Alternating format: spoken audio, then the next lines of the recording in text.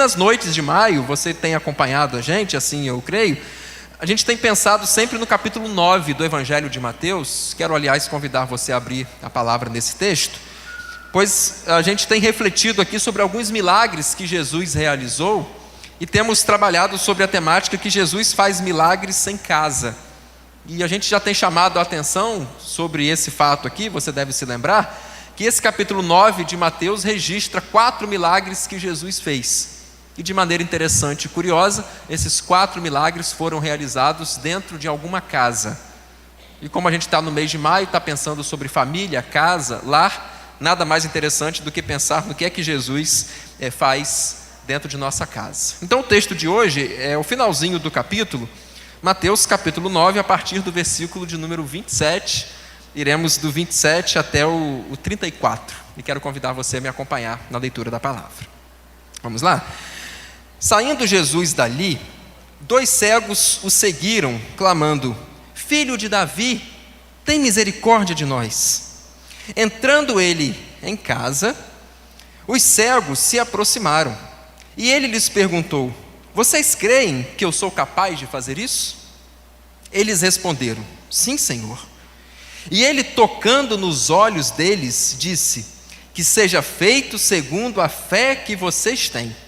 E a visão deles foi restaurada. Então Jesus os advertiu severamente: Cuidem, para que ninguém saiba disso. Eles, porém, saíram e espalharam a notícia por toda aquela região. Enquanto eles se retiravam, foi levado a Jesus um homem endemoniado, que não podia falar. Quando o demônio foi expulso, o mudo começou a falar. E a multidão ficou admirada e disse: Nunca se viu nada parecido em Israel. Mas os fariseus diziam: É pelo príncipe dos demônios que ele tem expulsado demônios. Que Deus nos ajude a aplicar a sua palavra a partir do momento que ela foi lida. Queridos, dos 4 milagres que a gente considerou, dos 3 anteriores e este que a gente vai considerar nessa noite, esse aqui é seguramente o menos conhecido. Se eu perguntasse a você numa conversa informal, para você me dizer 10 milagres que Jesus realizou, muito dificilmente alguém se lembraria desse milagre que a gente acabou de ler aqui. Aliás, são 2, a cura de 2 cegos e a cura de um mudo. Outros milagres de Jesus são muito mais falados, muito mais badalados, muito mais conhecidos, frisados e até mesmo pregados. Inclusive, dos 3 anteriores que a gente viu, já a cura do paralítico em Cafarnaum, aquele que é descido pelo telhado, a cura que Jesus operou na vida de Levi, Mateus, a transformação que Jesus fez na vida daquele homem, e o de semana passada que a gente viu, a ressurreição ou a ressuscitação da filha de Jairo, esses 3 outros milagres são narrados em 3 evangelhos, em Mateus, em Marcos e Lucas. A gente até frisou isso nos 3 domingos anteriores. Mas esse episódio que a gente vai considerar nessa noite, é só Mateus que registra. É só Mateus que fala que um dia, numa casa, possivelmente na mesma casa do primeiro milagre, a casa de Pedro, a casa onde Jesus se hospedava na cidade de Cafarnaum, Jesus curou 2 cegos e um mudo. E me chama a atenção num primeiro momento que os cegos eles chegaram até Jesus por conta própria. Quando lemos o texto, você deve ter notado, diz assim: quando Jesus saiu, 2 cegos o seguiram e começaram a clamar: Jesus, tem misericórdia de nós! Jesus, tem misericórdia de nós! Mas embora cegos, o cego de modo geral desenvolve muito bem a sua audição, e eles seguiam a Jesus, embora não pudessem vê-lo, mas pelo barulho da multidão, possivelmente pela própria voz, inclusive, de Jesus falando alguma coisa, eles seguiram a Jesus. Então chegaram até o nosso Salvador por conta própria. Aí mais à frente, o texto nos informa lá no versículo 32, quando os cegos se retiraram, foi trazido até Jesus um homem endemoniado e mudo. Aqui esse indivíduo chegou até Jesus não por conta própria, mas ele chegou até Jesus levado, conduzido por alguém. E aqui eu queria afirmar inicialmente que não importa a forma como eu cheguei a Jesus, não importa a forma como você chegou a Jesus, se você foi por conta própria, por uma iniciativa sua, por uma necessidade que você sentiu que precisava buscar mais a Deus, precisava se envolver com uma igreja, precisava de Jesus, e você veio por conta própria para a igreja, procurou Jesus por conta própria, Ou se você, quem sabe, de repente foi convidado por alguém a estar aqui, foi trazido por alguém para a igreja, alguém te apresentou o Evangelho, alguém te levou até Cristo. Enfim, se você chegou a Cristo por conta própria, ou se você chegou a Cristo conduzido por alguém, o importante, meus queridos, é que chegamos a Cristo. O importante é que fomos conduzidos por nós mesmos ou por outros até Ele. Porque todos nós, precisamos em algum momento de nossa vida nos chegarmos e nos achegarmos a Jesus. Porque Jesus é a fonte de todas as coisas maravilhosas que nós podemos receber. Jesus é a fonte dos milagres que podem ser realizados em nossa casa.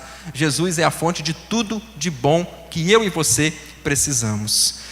Quando Isaías, que viveu uns 750 anos antes de Jesus, escreveu sobre ele, e você pode me perguntar como isso? Como é que alguém que vive 700 e tantos anos antes de uma pessoa pode escrever sobre ela? E eu te respondo que é só pelo poder e revelação divinos. Ele disse lá no capítulo 35 do seu livro, que viria um dia um homem, um Messias. E esse Messias, quando viesse, ele restauraria a vista dos cegos e faria os mudos falarem. 750 anos antes de Jesus, um homem disse que no futuro existiria um homem cheio de poder, que faria com que cegos enxergassem e faria com que mudos falassem.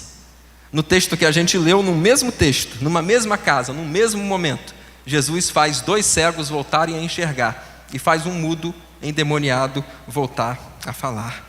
A questão, irmãos, é que a gente não precisa esperar e recorrer a mais ninguém, porque aquele que a gente precisava já veio. Aquele que você precisa já existe. E a gente só precisa ir a Ele. Eu acho interessante João Batista, num momento talvez de crise ou de teste sobre os seus discípulos. João Batista já estava preso, pouco antes de ser decapitado. Ele manda alguns dos seus discípulos irem a Jesus e perguntarem: é o Senhor aquele que haveria de vir? Ou devemos esperar outro? É o Senhor mesmo? E aí Jesus responde: vai e manda dizer a João que os cegos estão vendo, que os mudos estão falando, que os aleijados estão andando, que os leprosos estão ficando sãos e que aos pobres está sendo pregado o reino de Deus. Ora, sou eu mesmo, estou aqui em carne e osso, Vivinho da Silva, sou eu mesmo. Portanto, queridos, aquela pergunta que João Batista fez: é o Senhor mesmo que eu preciso recorrer? É do Senhor mesmo que eu preciso esperar? Ou será que vem outro por aí? Não. A resposta daquele que nós precisamos esperar, a resposta é que essa pessoa a quem precisamos esperar já veio. Então, se você está esperando um milagre na sua família, eu quero dizer que a resposta para o seu milagre já existe e se chama Jesus. Se você está precisando de paz, de amor, de alegria, de restauração no seu lar, eu quero dizer que a solução para você já existe e essa solução se chama Jesus. E você precisa ir a Ele. Não importa se você vai por conta própria, não importa se alguém vai te conduzir até Ele. Quem sabe eu possa ser um instrumento de Deus nessa noite para te ajudar-se a chegar a Jesus e encontrar tudo o que você precisa. Não podemos e nem precisamos esperar em mais nenhum outro, porque para quem iremos? Disse o nosso amigo, o irmão Pedro, discípulo, para quem iremos? Para quem iremos? É só o Senhor que tem tudo o que a gente precisa. Eu quero destacar algumas lições desse texto aqui e aplicar para a nossa vida, para a nossa família. Como temos feito aqui, eu tenho procurado extrair 3 lições de cada um desses episódios e nessa noite não será diferente. A primeira lição que eu gostaria de aplicar para o nosso coração é a seguinte: os cegos precisavam crer em Jesus. Eles seguiram a Jesus e quando se apresentaram ao mestre, Jesus fez uma pergunta para eles. Jesus perguntou: vocês creem que eu sou capaz de fazer isso? E aqueles homens responderam: sim, nós cremos. E aí Jesus disse: então tá, então vai ser feito conforme a fé que vocês têm em mim. Fica pensando comigo, se aqueles cegos tivessem dúvida, mesmo que fosse lá no fundo do coração, vocês acham que Jesus teria feito aquele milagre? Não. Mas e se fosse só uma dúvida lá no fundo do coração? Jesus veria, porque a Bíblia diz que Jesus conhece até mesmo o fundo do nosso coração. Aqueles homens não tinham um pingo de dúvida sequer. Aqueles homens acreditavam com toda certeza, com toda a força do coração deles, que Jesus era capaz de fazê-los enxergar, como nunca havia acontecido na vida deles. Um milagre extraordinário, um cego de nascença passar a enxergar. Isso é impossível. Isso era impossível, mas não para Jesus. E eu quero aplicar para nós aqui, meus queridos, que a gente precisa desenvolver esse mesmo tipo de fé que aqueles cegos tiveram em Jesus, uma fé sem reserva nenhuma. E você acredita de verdade que Jesus possa fazer milagre na sua casa?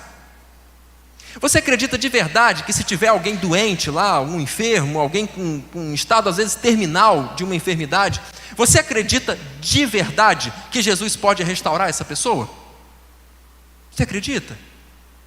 Você acredita que se o seu filho que está perdido, que está distante do Senhor, se não quer saber de Deus, se não quer saber de Bíblia, se não quer saber de Jesus, você acredita que essa pessoa, que o seu filho, que a sua filha, que às vezes um dos seus pais, afastado hoje, pode um dia voltar para os caminhos de Jesus? Você acredita nisso? Mas acredita de verdade? Acredita para valer? Ou no fundo paira uma duvidazinha? Ou no fundo você acha que Jesus pode não conseguir realizar isso? Você tem alguém que está preso num vício? Vício às vezes não é só bebida, não é só droga, não é só cigarro, não. Vício hoje em dia se chama coisa de internet, de celular, de séries na televisão. Isso é vício também. E às vezes isso prejudica a gente de tal forma que prejudica os estudos, prejudica o trabalho, prejudica os relacionamentos com as pessoas. E vício é isso, e atrapalha, e suga o nosso tempo, suga a nossa atenção, suga tudo que a gente tem às vezes. Isso é perigoso. E aí você acredita, você crê de verdade que Jesus possa libertar você de qualquer vício? Porque Ele pode, Jesus pode. Você acredita que Jesus possa reerguer, restaurar, manter, sustentar e suprir a sua casa? Temos que acreditar, e temos que acreditar de verdade. Porque se não acreditarmos, meus irmãos, Jesus não vai fazer. Não vai fazer. Tiago capítulo 1, versículos 6 e 7, Tiago fala assim: olha, se você quiser pedir alguma coisa ao Senhor, peça com fé, não duvidando. Porque quem duvida é igual a onda do mar, que vai e que vem. E aí ele completa: não pense tal pessoa que receberá do Senhor alguma coisa. Se você pede, mas duvida, já pede duvidando, não pense que vai receber. E tem uma passagem muito curiosa no capítulo 6 do Evangelho de Marcos, que diz que quando Jesus esteve em Nazaré, a cidade onde ele cresceu, a cidade onde ele era muito conhecido, a Bíblia diz que Jesus não pôde realizar ali muitos milagres. E você fica: cara, que isso? Jesus? Espera aí, está direitinho esse texto? Jesus não pôde realizar milagres? E aí diz a Bíblia: Jesus não pôde realizar por causa da incredulidade daquele povo. Mas aí chama muito a minha atenção, sabe o quê? Que 2 versículos antes de dizer que o povo não acreditou em Jesus, é dito o seguinte: as pessoas viram a Jesus e começaram perguntando: não é esse aí o carpinteiro? Não é esse aí o filho de José, filho de Maria? Não estão entre nós os seus irmãos e as suas irmãs? Ora, aqueles indivíduos, aqueles habitantes, aqueles nazarenos, eles conheciam a Jesus. Eles estavam familiarizados com Jesus, eles sabiam de quem ele era filho, qual é a sua profissão, antes de ser pregador, de exercer o seu ministério como Messias, eles sabiam. Mas na hora de experimentar, na hora de viver, na hora de receber, eles perderam. Então a gente corre muito risco, sabe o que, minha gente? De estar familiarizado com Jesus, achar que conhece, e na hora de experimentar do seu poder a gente vacilar. Ah, eu conheço Jesus, vou na igreja todo dia, conheço, ele está lá em casa direto. Os nazarenos conheciam Jesus, sabiam o nome dos seus irmãos, sabiam o nome dos seus pais, sabiam a profissão de Jesus. Mas na hora de experimentar o poder de Jesus, eles não tinham fé para isso. Você pode saber muita coisa sobre Jesus, saber algumas histórias, saber alguns milagres, saber algumas coisas que ele fez, algumas coisas que ele disse, mas é preciso experimentar e saber mais do que teoria sobre Jesus. É preciso mais do que estar simplesmente familiarizado com algumas coisas da vida de Jesus. É preciso experimentar o Jesus. É preciso ter contato pessoal com Ele, individual com Ele, e ser testemunha e ser alvo do milagre que Jesus pode realizar. Uma vez um pai muito angustiado chegou até Jesus, capítulo 9 do Evangelho de Marcos. E Jesus tinha descido do Monte da Transfiguração com 3 dos discípulos e quando chegou, um pai estava desesperado. Porque qual pai não fica desesperado querendo ver o seu filho bem, não é? E aí ele se apresenta para Jesus e fala: Jesus, os fariseus não puderam fazer nada, os seus discípulos não puderam fazer nada, porque tem um demônio que toma conta da vida do meu filho e tenta matar o meu filho várias vezes. Joga ele na água para que ele seja afogado, joga ele no fogo para que ele morra queimado, e não sei como ele está vivo ainda. Jesus, ninguém conseguiu fazer nada, Jesus. Eu estou tentando, Jesus, eu estou implorando, ninguém conseguiu fazer nada. E aquele pai desesperado diz: Jesus, se o Senhor pode fazer alguma coisa, por favor, faça. E a resposta de Jesus é magnífica. Jesus fala assim: se eu posso fazer, a questão não é se eu posso, a questão é se você crê, porque tudo é possível ao que crê. Aquele homem chega: Jesus, se o Senhor pode fazer, faça. E Jesus responde: se você puder crer, eu faço, porque tudo é possível ao que crê. Irmãos, a gente serve a um Jesus, a gente pode dar um aleluia agora? Aleluia, louvado seja o Senhor. Irmãos, se a gente serve a um Jesus que tem poder para resolver qualquer coisa, a gente tem que acreditar nisso com profundidade, com convicção, com a nossa vida toda. Sabe por quê? Jesus nunca falhou com você, Jesus nunca decepcionou você, Jesus nunca pisou na bola contigo. E por que a gente não acredita nele com toda a convicção do nosso coração? E por que a gente não se entrega a ele para valer? Jesus não falhou, Jesus não falha, Jesus tem poder, Jesus tem amor, Jesus quer salvar a sua família, Jesus quer restaurar os seus filhos, Jesus quer salvar o seu pai, a sua mãe. Por que não crer? Por que não crer? Aqueles homens, quando chegaram a Jesus, eles disseram: Jesus, a gente acredita que o Senhor pode curar a gente. E aí Jesus disse: ótimo, vai ser feito para vocês de acordo com a fé que vocês têm. Às vezes você está vivendo a situação que você está vivendo em casa, porque ela é proporcional de acordo à sua fé. Porque Jesus faz com a gente conforme a nossa fé. Se acreditar pouco, recebe pouco. Se acreditar com tudo, recebe tudo que Jesus tiver para oferecer para você. Não se esqueça disso, é preciso ter fé. Segundo lugar, eu queria destacar o seguinte: Jesus curou a visão e curou a fala. Imagina a alegria e a bênção daqueles homens, hein?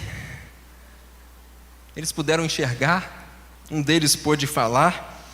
E enxergar e falar são ações muito importantes do dia a dia. Muito importantes. E quero dizer o seguinte: nós precisamos enxergar mais dentro de casa. E precisamos falar mais dentro de casa. Precisamos enxergar, precisamos falar. Acontece que muitas vezes a gente se faz de cego, a gente se faz de bobo. Acontece que muitas vezes a gente ignora, finge que não vê, faz vista grossa, prefira evitar a fadiga, não quer se estressar, e aí deixa para lá, não resolve, não conversa, não chama, fica tudo errado. Existem casais que precisam se olhar mais. Tem casais que não se olham. Tem casais que não se veem. Tem marido que não enxerga a sua esposa. Tem esposas que vão para o salão, gastam um troco lá, volta diferentona, cabelo cortado, pintado, unha feita, sobrancelha feita. O marido não é capaz de perceber. Sabe por quê? Porque não olha. Porque se olhasse antes e olhasse depois, compararia e veria a diferença. Os maridos não têm olhado para as suas esposas. Tem esposas que não olham para o marido. Tem mulher que não olha para o marido. E às vezes ele está esbagaçado, cansadão, sabe, preocupadíssimo com alguma coisa. O olhar, você vê que ele está triste, que ele quer falar alguma coisa, mas as mulheres não falam. Não falam. Porque é mais fácil, porque é mais cômodo, porque é mais simples não falar. Mas meu Deus, é pior. É pior. Eu quero afirmar que Jesus nessa noite quer tocar nos olhos de alguns casais aqui e nos curar de algumas cegueiras. E quero dizer que Jesus quer tocar nos lábios de alguns casais aqui e ajudar vocês a falarem um para o outro. Está faltando os casais pegarem e olharem juntos na mesma direção e começarem a falar sobre projetos, sobre sonhos, planos, ideias, ideais. O casal tem que sonhar junto, o casal tem que realizar junto, o casal tem que conversar, o casal tem que olhar junto na mesma direção. Jesus precisa tocar nos nossos olhos, Jesus precisa tocar em nossa boca. E o que dizer dos pais? O que dizer dos pais que veem filhos indo para o caminho mau e não falam nada? O que dizer dos pais que veem os seus filhos se envolvendo com companhias muito ruins? E a Bíblia já orienta que más companhias corrompem bons costumes, 1 Coríntios 15, 33, e aí o pai não fala nada. Está vendo que aquela amizade do filho vai levar o filho para o buraco. Está vendo que aquela amizade não presta. Está vendo que aquela amizade vai prejudicar a criação e a educação que você deu. Mas não fala nada. Ele vai ficar chateado. Deixa ele sabe o que ele quer. Não, para com isso.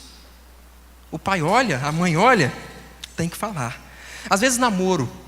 Às vezes os pais percebem que o namoro dos filhos está muito para frente. Existem coisas no namoro que só devem acontecer quando o sujeito já é casado. Estou me referindo ao sexo. Sexo é dentro do casamento. Dentro do casamento. E tem pais que sabem, que permitem tranquilamente que namorados e namoradas fiquem dentro do quarto horas e horas. Sabem tudo que está rolando lá dentro. Mas não falam. Está errado. O pai tem que ver, se a Bíblia diz que está errado, que sexo é coisa para dentro do casamento, só marido com esposa, e só, se tiver errado, tem que falar. Às vezes o desempenho escolar do filho está muito fraquinho, mas o pai só vai ver lá no quarto bimestre, depois que a vaca já foi para o brejo. Aí procura uma orientadora e dá um jeito, corre aqui, corre ali, apela para o professor. Mas por que não falou antes? Por que não chamou o filho antes para conversar? Há pais que veem que a vida cristã dos filhos está uma frieza só. Nunca viram o filho pegar a Bíblia para ler. Mas também nunca perguntaram: e aí, filho, já leu a Bíblia hoje? Nunca fizeram isso. Existe um texto que eu queria que a gente colocasse na tela, por favor, William. Primeiro livro de Samuel, capítulo 3. Todo mundo conhece aquela história que Deus chamou Samuel de noite, não conhece? As crianças conhecem, né? Que Deus, lá no templo, Samuel ainda um garoto, sendo criado lá, e aí Deus aparece, ou começa chamando, né? Samuel, Samuel. Aí ele pensa que é Eli, né? Corre lá: oi, Eli, me chamou? Não fui eu não. Aí volta Samuel para a cama. Aí Deus chama, segunda vez, Samuel levanta, não foi Eli. Terceira vez, quarta vez. Era Deus chamando Samuel. Todo mundo conhece essa história, certo? Mas você sabe para que Deus chamou Samuel? Você sabe o que é que Deus queria avisar para ele? Vê comigo, a partir do versículo 10. 1 Samuel, capítulo 3, a partir do versículo 10. Todo mundo conhece que Deus chamou Samuel, mas a gente desconhece por que Deus chamou Samuel. Vê comigo. O Senhor voltou a chamá-lo, como nas outras vezes: Samuel, Samuel. E Samuel disse: fala, pois o teu servo está ouvindo. E o Senhor disse a Samuel: eu vou realizar em Israel algo que fará tinir os ouvidos de todos os que ficarem sabendo. Nessa ocasião, eu executarei contra Eli tudo o que eu falei contra a sua família, do começo ao fim. Mais um. Pois eu lhe disse que julgaria a sua família para sempre, por causa do pecado dos seus filhos, do qual Eli, tinha consciência. Os seus filhos se fizeram desprezíveis, mas ele não os puniu. Quem não repreende filho, vai ser repreendido por Deus. Porque filho é responsabilidade que Deus te deu, pai. Filho é responsabilidade que Deus te deu, mãe. Eu falei hoje cedo que os filhos são herança do Senhor, pertence a Ele. E vai chegar um dia que Ele vai querer que você devolva. Vai devolver como? Ou não vai devolver? Deus chamou Samuel aquele dia para dizer o seguinte: eu vou destruir a família de Eli, porque ele viu os seus filhos errando, e ele não fez nada. Não fez nada. Há um texto anterior a esse, creio que no capítulo 2, que diz assim: Eli se preocupou mais em honrar os seus filhos do que honrar a mim. Ele se preocupou mais em que os seus filhos não ficassem chateadinhos com ele, do que Deus ficasse chateado com ele. Então, meu querido, se você está vendo seu filho fazer coisa que não deve, fala isso para ele. Deus repreendeu Eli, porque Eli viu e nada fez, e nada falou. Que Deus cure a cegueira de nossa casa, hein? E nos ajude a olhar olho no olho. Marido de esposa, esposa de marido, pai de filho e filho de pai. Olho no olho. E que Deus toque também nos nossos lábios e termine com a nossa mudez, para que possamos começar a ter conversas francas e sinceras em nossa casa. E quero dizer mais uma coisa.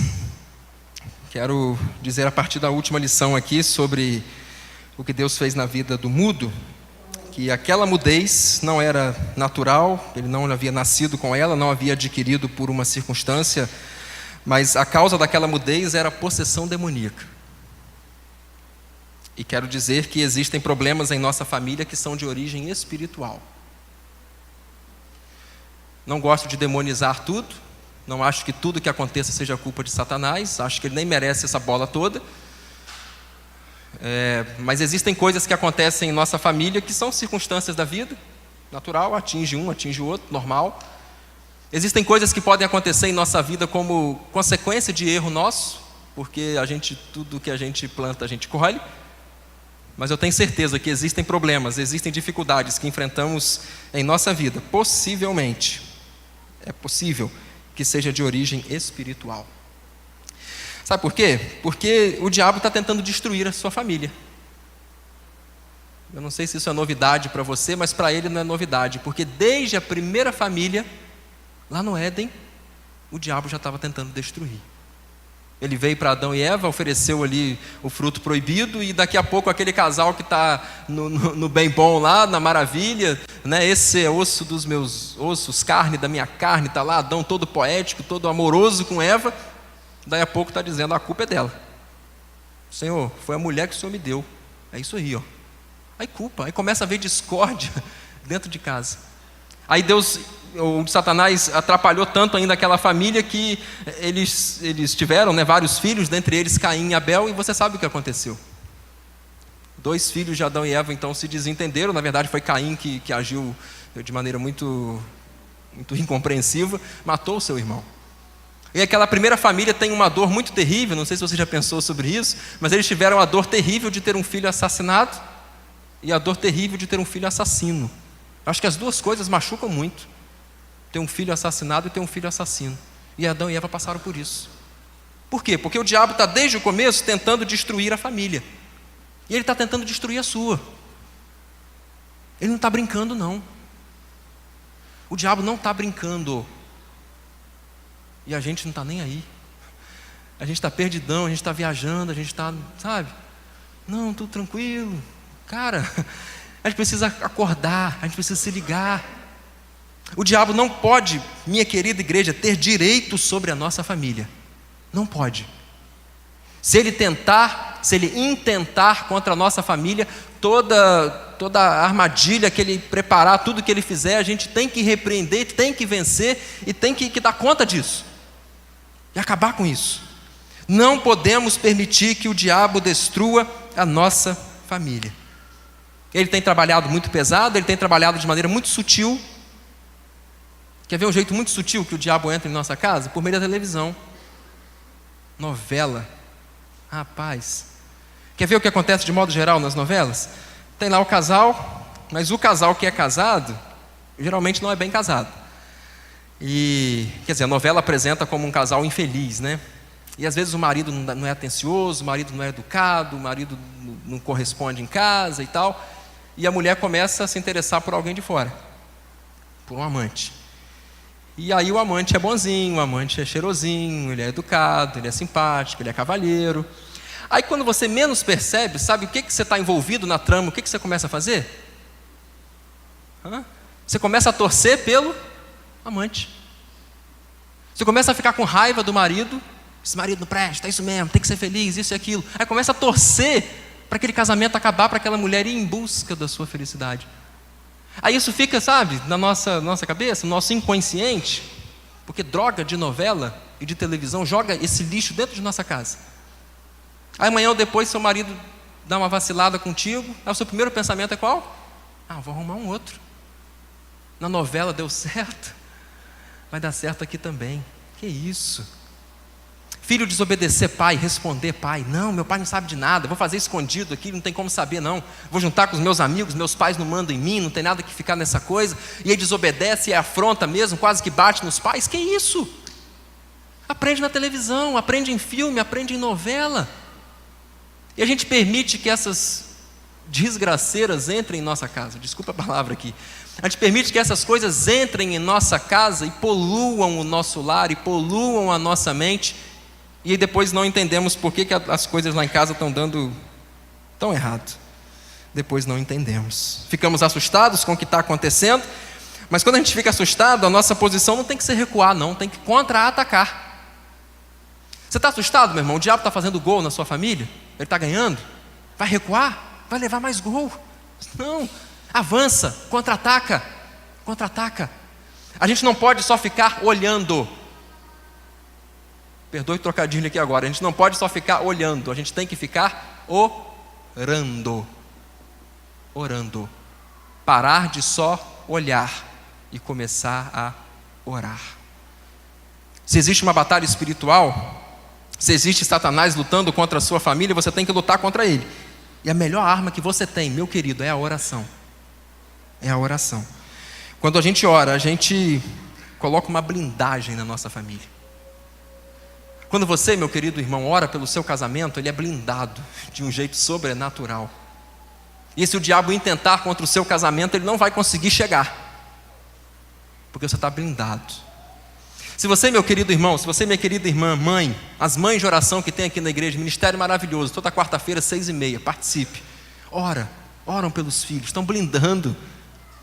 Aí Satanás vai intentar contra a vida do seu filho, mas ele está protegido, porque tem uma cobertura sobre ele, chamada sangue do Cordeiro, contra a qual o diabo não pode, e não toca, e não toca.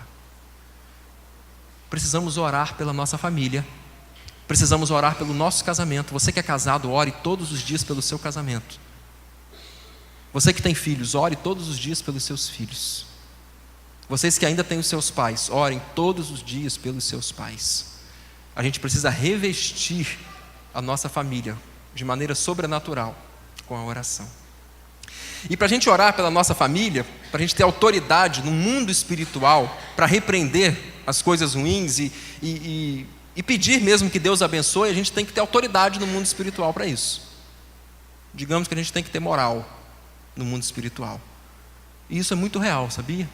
Tem uma passagem muito curiosa no livro de Atos, quando existem 7 homens, 7 filhos de um homem chamado Cefa.